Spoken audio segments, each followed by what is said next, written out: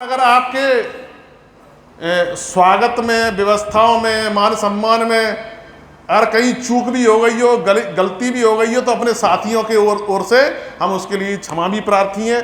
वैसे शायद हुई नहीं होगी, और फिर भी अगर कोई चूक हो गई हो तो हम, हमारे अतिथि हैं आप, तो दायित्व बनता है कि भूल चूक के लिए भी हम लोग क्षमा चाहते हैं। आज इस शुभ अवसर पर जो आज हम 200वां वर्ष हिंदी पत्रकारिता का मना रहे हैं, तो पहले तो हम ये समझ नहीं पाए, हम समझे हिंदी पत्रकार का कोई शायद उद्दंड मार्तंड कहने लगे हैं, कोई नया, सही में ब्रैकेट में लिखा था उसमें, तो पहले समझ नहीं पाए। उन्हीं शायद नई जानकारी मिल गई आज हमें, हिंदी पत्रकारिता ब्रैकेट में लिखा था उद्दंड मार्तंड, हमें पता नहीं था क्या चीज़ है ये। हमने हिंदी पत्रकारिता को शायद संस्कृत में कुछ कहते होंगे, उद्दंड मार्तंड।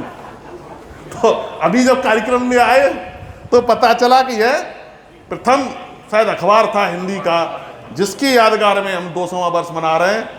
तो इस महत्वपूर्ण अवसर पर, शुभ अवसर पर, हम अपने जो तमाम हमारे दिवंगत जो पत्रकार हैं, हिंदी के तमाम साहित्यकार हैं, हिंदी के तमाम कवि हैं, जिन्होंने देश की आज़ादी से लेकर के, देश के लोकतंत्र को मजबूत करने से लेकर के, समाज के लिए, देश के लिए, तमाम हमारे दिवंगत जो इस अवसर पर शायद ना रहे होंगे, उन सबको मैं आज के इस अवसर पर अपनी नमन करता हूं, कोर्ट से नमन करता हूं, सबको श्रद्धांजलि अर्पित करता हूं। और नमन उन लोगों को भी करते हैं जो भी काम कर रहे हैं, भाई नमन उनको भी करना है, तो उनको सत है, इनको खाली ना। तो जो हम लोग कहते हैं लोकतंत्र का चौथा स्तंभ, उसको मजबूत रखने में, लोकतंत्र को मजबूत बनाए रखने में हमारे जितने पूरे देश में हमारे पत्रकार साथी लगे हुए हैं, सबका मैं इस अवसर पर अभिनंदन वंदन करता हूं। बहुत बड़ी आज तमाम 2 दिन से विषय आए होंगे, तमाम चिंतनीय विषय भी हैं, तमाम हम लोग देख रहे हैं। अभी इस कार्यक्रम से पहले हमारे अध्यक्ष जी ने पूछा गया कितने लोग हिंदी अखबार पढ़ते हैं रोज, तो अब हिंदी अखबार सही बताएं इसलिए नहीं पढ़ते हैं लोग क्योंकि अब रोचकता खत्म हो गई है, उत्सुकता खत्म हो गई है कि क्या हुआ, अब हो क्या गया, पूरे दिन में क्या हुआ हर 5 मिनट में तो पता चल रहा है। पहले अखबार आता था, लोग सुबह सुबह पढ़ते थे कि कल क्या हुआ, कहाँ क्या हुआ, हमारे जिले में क्या हुआ, हमारे क्षेत्र में क्या हुआ, देश प्रदेश में। तब तो पहले ना इलेक्ट्रॉनिक चैनल थे, ना सोशल मीडिया, तब तो मीडिया भी, अब सोशल मीडिया और आ गई है। अब हम यहाँ बोल रहे हैं, कोई हो सकता लाइव चला रहा होगा, तो कल काय को कोई पढ़ेगा, तो लाइव ही सुन लेगा, तमाम चला रहे होंगे तो क्या जरूरत है अखबार पढ़ने की। तो वास्तव में हमारे जो विशेष रूप से जो हमारे प्रिंट मीडिया है उसके लिए बहुत बड़ी ये चिंता का विषय है, क्योंकि अब जिनको पढ़ना है तमाम लोग तैयारियां कर रहे हैं, उन लोग पढ़ रहे हैं तमाम, ऐसा नहीं है सारे लोग छोड़ दिए, लेकिन काफ़ी कमी आई। अब तो क्या होगा, तुरंत व्हाट्सएप पे न्यूज़ चैनल चल रहे हैं, तुरंत जितेंद्र शर्मा जी ने तुरंत डाल दिया आज जिले में ये चल रहा है, और ये तो लाइव चलाते रहते हैं। तो अब राजीव शर्मा जी को कौन पढ़ेगा, कल जितेंद्र शर्मा जी ने जब कल तुरंत बता दिया तो बताओ, तो आपके कंपटीटर तो यही बैठे बगल में। हाँ, तो वास्तव में यह चुनौती है, इससे चुनौती से निपटने के लिए हम लोगों को विचार करना चाहिए, और वैसे भी कुछ ऑथेंटिकेट जो तमाम हमारे जो ठीक हैं, अच्छे ग्रुप बने हुए, उनमें तो तमाम खबरें आज की डेट में सही भी आती हैं, लेकिन तमाम इतने फर्जी ग्रुप बन गए हैं।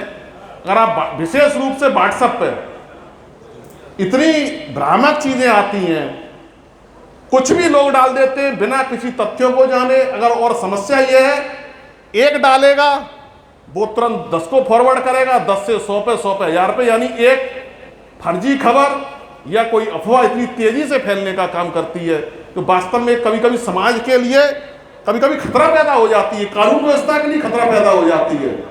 यह इन चीज़ों से के लिए भी कैसे बचाव किया जाए, यह भी एक विषय चिंता का है, क्योंकि आप देख रहे होंगे जब कभी लॉ एंड ऑर्डर की बात आती है तो सबसे पहले आजकल सरकार क्या करने लगी है कि बैन कर दो व्हाट्सएप, क्योंकि कभी जब ज़्यादा इस प्रकार की चीज़ें होती हो, एक उसमें नहीं होता आग जल रही हो और कोई उसमें कोई फर्जी एक चीज़ डाल दे तो घी डालने का काम हो जाता है। तमाम जगह दंगे से लेकर के और तमाम इस प्रकार की अशांति फैलने की भी संभावना होती है। लेकिन हम धन्यवाद देना चाहेंगे अपने प्रिंट मीडिया का कि आज भी जो विश्वास प्रिंट मीडिया पे लोगों का है वो शायद इलेक्ट्रॉनिक पे भी नहीं है। और विशेष रूप से बड़े चैनलों को का तो बहुत स्थिति खराब हो चुकी है। अगर प्रिंट में अगर कोई चीज़ छप जाए तो आदमी आज भी बहुत विश्वास करता है कि नहीं ये चीज़ अखबार में छपी है तो ये सही खबर होगी, इसमें कोई गलत चीज़ नहीं होगी। तो हालांकि उसमें भी थोड़ी सी कमी आई, लेकिन अन्य लोगों की तुलना में प्रिंट मीडिया आज भी बहुत बेहतर है, जो कम से कम थोड़ा बहुत तथ्यों को जान करके समझ करके सामने वाले का भी कभी कभी वर्णन ले लेते हैं, उनसे भी ले लेते हैं भाई आपको क्या कहना है। तो इस प्रकार से चीज़ें तब भी ठीक आती हैं। और अभी हमारे DI साहब जो कह रहे थे, इस पर भी जो है हम लोगों को अपनी बड़ी जिम्मेदारी से काम करना चाहिए कि जो भी हम लोग खबरें चलाएं या खबरें छापें तो कम से कम ये बात तो कोई भी गारंटी नहीं ले सकता कि जो हम जो छाप रहे हैं वो 100% सही है, लेकिन प्राइमा फेसी प्रथम दृष्टया तो हम लोग थोड़ी बहुत जांच ये कर सकते हैं क्या जो चीज़ हम लोग चला रहे हैं वो उसमें थोड़ी बहुत कितनी सच्चाई है। हालांकि पत्रकारों पे ऐसे कोई संसाधन तो है नहीं, वो इन्वेस्टिगेशन तो कर नहीं सकते, लेकिन कहीं ना कहीं तमाम आप लोगों को भी स्रोत होते हैं, तमाम जानकारियां आप लोग प्रथम दृष्टा पता चल जाता है कि कौन सही है कौन गलत है, मोटा मोटी पता चल जाता। बाकी तो फिर जिसके बारे में छाप दिया वो जाने हो, वो जांच एजेंसियां जाने हो, सरकार जाने, वो उनका कारण है। आपका कहाँ, हमारा जो लोकतंत्र में जो हमारे पत्रकारों का काम है कि आंखें खोलने वाला, और वास्तव में हमें हमेशा सकारात्मक तरीके से हम सबको भी लेना चाहिए, जनप्रतिनिधियों को, जो राजनीतिक क्षेत्र में काम कर रहे हैं, जो प्रशासनिक सेवा में भी काम कर रहे हैं, इन सबको भी सकारात्मक रूप से जो लेते हैं वो वास्तव में बड़ा अच्छा होता है। कभी निगेटिव लेने वाली बात नहीं होनी चाहिए। और कोई चीज़ आई है तो उसके निदान के लिए, और 100% तो सोचो कि कोई ये कह दे कि हमारे काम में कोई कमी नहीं है, कोई भी हो, किसी भी क्षेत्र में काम कर रहा हो, 100% कोई कमी सही नहीं हो सकता। कि अगर 100% सही हो जाएगा फिर तो विकास ही रुक जाएगा, फिर आगे आविष्कार ही नहीं होंगे। कि हम या कोई ये मान ले कि किसी विषय में हम सब कुछ जानते हैं तो कोई भी पूर्ण नहीं है इस दुनिया में। अगर जो पूर्ण हो जाएगा तो फिर तो काम ही रुक जाएगा उसका, तो फिर आगे फिर आविष्कार कहाँ से होंगे। हमेशा दुनिया बनी रहती है। तो यह जो है वो रखना चाहिए कि जो कई अगर हम भी कोई काम कर रहे हैं, हो सकता है हमसे भी कोई गलती हो जाए, हमारे BSA साहब काम कर रहे हैं, हो सकता है कोई गलती हो जाए, हमारे किसी अखबार ने, न्यूज़ चैनल ने अगर कोई न्यूज़ चलाई है, कोई विषय रखा है, तो यह सोच करके कि हाँ उसकी जांच करके पूर्ण गंभीरता से उसके निराकरण के लिए प्रयास सब लोगों का करना चाहिए। और यही असली दायित्व है लोकतंत्र में जो है हमारे पत्रकार साथियों का तमाम। लेकिन आजकल समस्या ये हो गई है, अभी हमारे साथी पूर्व वक्ता कह रहे थे कि पहले बहुत लिमिटेड हुआ करते थे पत्रकार, अब तो गिनती नहीं रही कितने हो गए। पहले केवल प्रिंट मीडिया था, फिर इलेक्ट्रॉनिक मीडिया आया, अब यूट्यूब चैनल। और यूट्यूब चैनल पहले तो पूंजी भी लगती थी, अखबार अगर छापोगे तो पूंजी लगेगी, हर आदमी नहीं चला सकता है। चैनल चलाने के लिए भी बहुत बड़ी पूंजी लगती है, वो भी हर आदमी नहीं चला सकता है। यूट्यूब चैनल फ्री फंड का है, 1 रुपया नहीं लगता। यूट्यूब पे चैनल खोलो और चालू कर लो। और तमाम हमारे पत्रकार साथी बैठे हैं, सब लोग जिम्मेदार हैं, अच्छे लोग बैठे हैं, लेकिन अगर हम तमाम जगह पर ऐसे पत्रकार अगर लखनऊ में भी चले जाओ, यानी तमाम जगह पर चले जाओ, तो केवल और केवल अपने चैनल के माध्यम से 2 ही काम करते हैं। उन्हें ना समाज से कोई लेना देना है, न क्या खबर छपनी है, न उससे कोई लेना देना है। केवल 2 चीज़ों से लेने देना, तो एड और ब्लैकमेलिंग। अगर आपकी कोई कमजोरी पकड़ ली तो उसको छापेंगे नहीं, पहले उसको करेंगे ब्लैकमेल। धंधा पानी हो गया तो दबा दिया, और नहीं हुआ तो उसको उजागर कर दिया। या दिन भर इस ऑफिस में, उस ऑफिस में, इस ऑफिस में। ये बात सही है भाई, कोई भी अगर आप संस्थान चलाएंगे तो आपको चलाने के लिए आर्थिक सहयोग की जरूरत पड़ती है, इसमें कोई दो राय नहीं है। एड सबको चाहिए, लेकिन हम सब काम छोड़ करके केवल एड पे ही लग जाए या केवल ब्लैकमेलिंग पे ही लग जाए, यह चीज गलत है। इस पर भी हालांकि अपने यहाँ ऐसी दिक्कत नहीं है, लेकिन तमाम जो विशेष रूप से राजधानी वगैरह में तमाम जो जहाँ बड़े जनपद है या बड़े महत्वपूर्ण स्थान है, वहाँ इस प्रकार की चीजें भी, और आप लोग भी शायद इस चीज को स्वीकार निश्चित तौर पर करेंगे कि तमाम उनके अखबार छपते ही नहीं है, वो केवल सूचना विभाग में इसलिए जाते कि ऐड दो, और मैं इतनी 2-4 कॉपी छापी, एक सूचना विभाग में दे दी और बिल पकड़ा दिया। और ना तो ऐड किसी ने उनने देखा ना किसी ने देखा, केवल ऐड के लिए काम हो रहा है। बता राजीव भैया सही बात है कि नहीं? तमाम अखबार भी ऐसे हैं, इलेक्ट्रॉनिक ही नहीं है। कुछ अखबार मुख्य रूप से देखा जाए तो हर जगह पे 2-4-5 ही अखबार होते हैं जिनको लोग पढ़ते हैं, इससे ज़्यादा। और अगर वैसे देखो तो रजिस्ट्रेशन अपने ही होंगे कम से कम 50-100 रजिस्ट्रेशन, और कोई नहीं पढ़ता किसी चीज़ को। हमारे मुख्य अखबारों को लोगों ने पढ़ना कम कर दिया है, अभी छोटे अखबारों को कौन पढ़ रहा है? लेकिन वो चल सिर्फ इसलिए लगे वो 2 ही चीज़ों के लिए।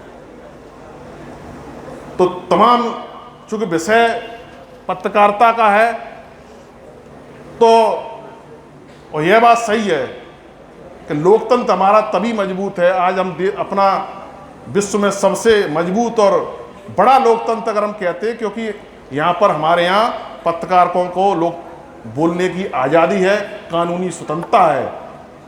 तो ये लोकतंत्र का तभी मजबूत हो पाएगा जो हमारे प्रधानमंत्री जी का सपना है कि 2047 तक हमारा देश विकसित बने, और तभी बनेगा जब हमारा जो मीडिया है वो सशक्त होगा, निष्पक्ष होगा और सकारात्मक होगा, तभी हमारा देश भी आगे बढ़ेगा। ये निश्चित तौर पर यह संदेश आज के उससे जाना चाहिए।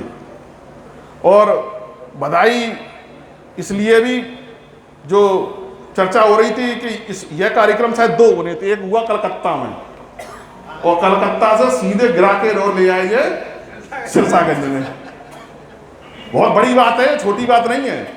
कलकत्ता कोई मामूली जगह नहीं है, अंग्रेजों के जमाने में शायद राजधानी रही है, और देश में प्रमुख 4 महानगरी नाम लिए जा रहे हैं, दिल्ली, बंबई, चेन्नई, कलकत्ता।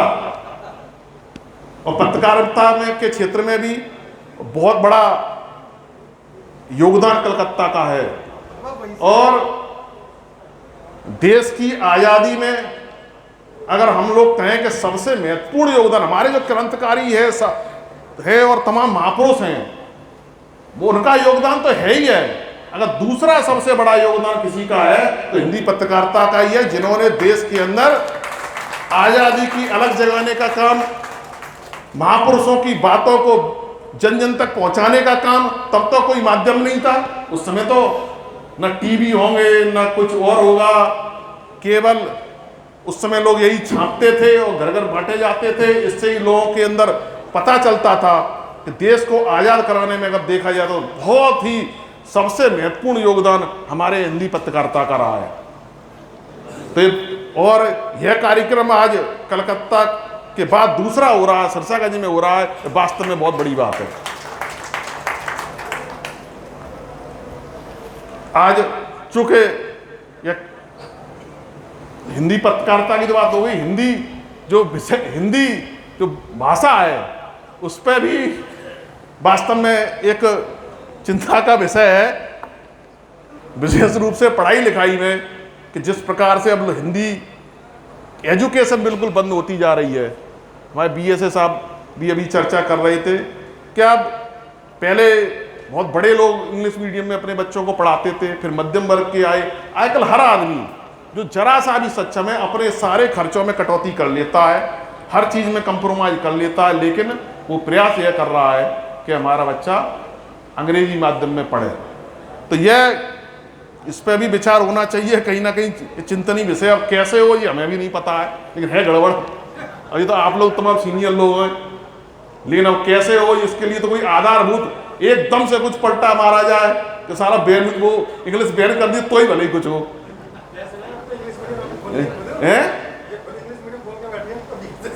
नहीं, वो समाज की और उसकी जरूरत हो गई है आज की डेट में, तो किया क्या जाए। अगर जो अपने बच्चों को हिंदी मीडियम में नहीं पढ़ा रहा तो उसको लग रहा है हमारा बच्चा समाज से पिछड़ जाएगा, वो कैसे कंपटीशन देश और समाज से और कहाँ किस क्या क्या करेगा, वो भी मजबूरी है। और लेकिन अगर चिंता का विषय यह भी है, अगर आप अध्ययन करो तो जिन देशों को हम लोग विकसित मानते हो, जिनको देख करके हम लोग आगे बढ़ रहे हो, एक भी देश विकसित ऐसा नहीं है जो दूसरी भाषा पे चल रहा हो। एक भी बता दो आप उदाहरण जो उधार की भाषा पे चल रहा हो। चाहे जिनको चाहे चाइना ले लो, चाहे अमेरिका ले लो, चाहे जर्मनी ले लो, चाहे रूस ले लो, जितना भी आप पश्चिम में किसी देश में चले जाइए, चाहे इजराइल हो, चाहे वो जो आज संपन्न है, हर तरीके से सशक्त हैं, वो दूसरे की भाषा एक देश नहीं बोलता, वो सब अपना स्वदेशी अपनाते हैं जितने विकसित हैं। और जितने विकासशील हैं, चाहे हिंदुस्तान हो, चाहे पाकिस्तान हो, चाहे बांग्लादेश हो, चाहे श्रीलंका हो, यही अंग्रेजी दूसरी भाषा अपना रहे हैं। बस ये शोध का विषय एक कोई नहीं बता सकता कि जो विकसित देश इसको हम लोग कह सकते हो और वहां दूसरी भाषा बोली जाती है। अब इसमें देखा जाए तो अब कहते हमारा देश विविधताओं का देश है, अब ये कहीं ना कहीं हमारे लिए अच्छाई भी है और थोड़ी बहुत कभी कभी बुराई भी बन जाती है। हमारे यहाँ हर प्रदेश में, हर क्षेत्र में भाषा बदल जाती है, पहनावा बदल जाता है, कल्चर बदल जाता है। अब अभी कह दो कि कंपलसरी कर दो कि पूरे देश में हिंदी चलेगी तो ये साउथ वाले नाराज हो जाएंगे। मराठी देखा था महाराष्ट्र में क्या हो रहा था, हिंदी बोलने वालों को मारा जा रहा था। ये वास्तव में बहुत चिंतनीय विषय है।